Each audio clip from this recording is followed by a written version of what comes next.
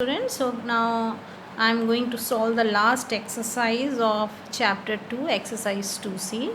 So just I will be giving you hints how to write the answers, and some questions are repeated. They are repeated in the previous exercise, so those questions no need to do again.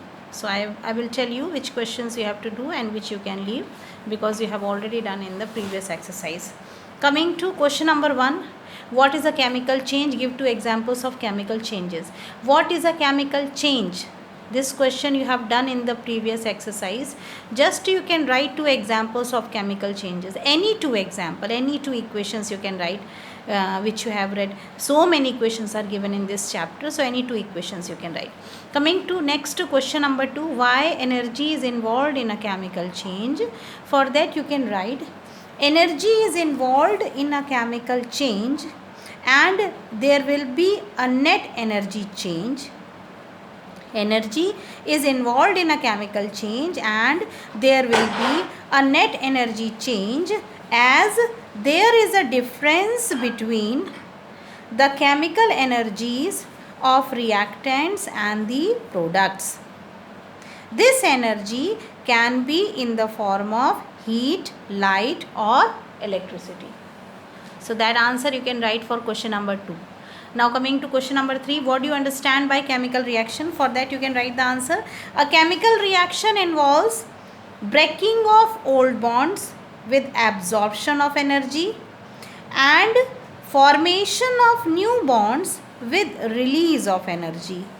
And these 2 types of energy will be different from each other.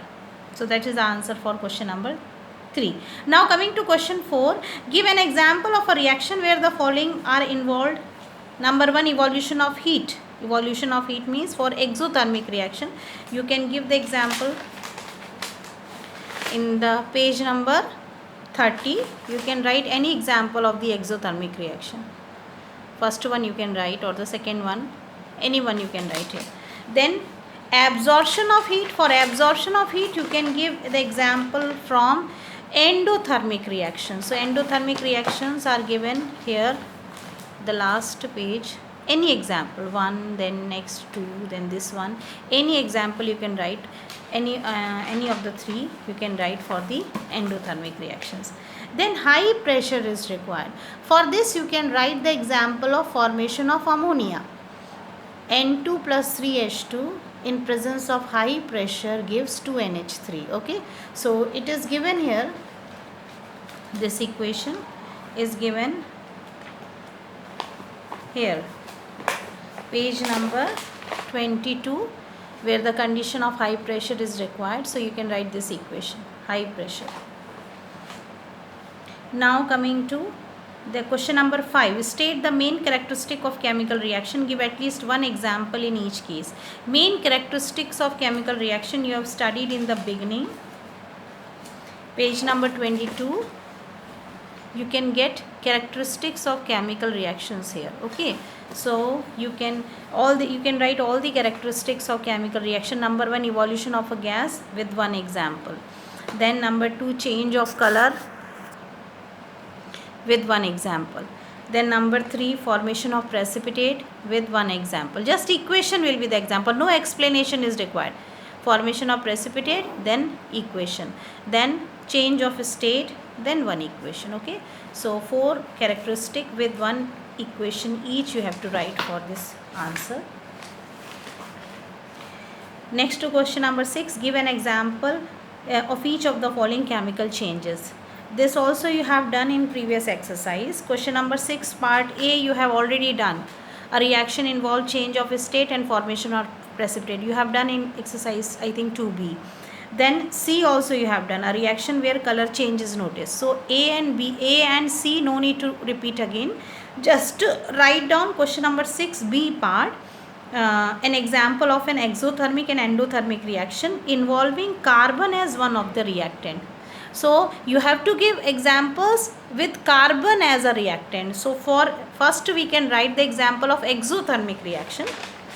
Exothermic reaction, you can write this example where carbon is a reactant. When carbon burns in oxygen gives carbon dioxide and heat.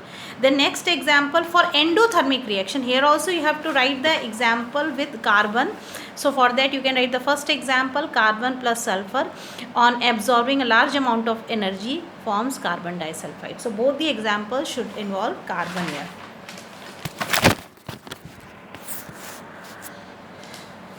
Next, define exothermic and endothermic changes. Give two examples in each case. Exothermic and endothermic reaction. Again, page number 30. Exothermic reaction, the definition, then two examples. Endothermic reactions, definition and two examples you can write. Then state the effect of endothermic and exothermic reactions on the surrounding. Actually, endothermic reactions, write down, endothermic reactions result in the fall of temperature of the surrounding. Endothermic reactions result in the fall of the temperature of the surrounding, whereas exothermic reaction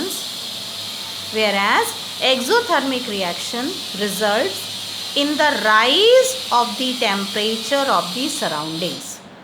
Whereas exothermic reactions result in the rise of the temperature of the surroundings. Okay, that will be the answer of question number 8. Now question number 9, define a photochemical reaction and electrochemical reaction with one example each. That also you can write from page number 31. Photochemical reaction, definition with one example, any one example you can write, and for electrochemical reaction the definition and any one example. Coming to question number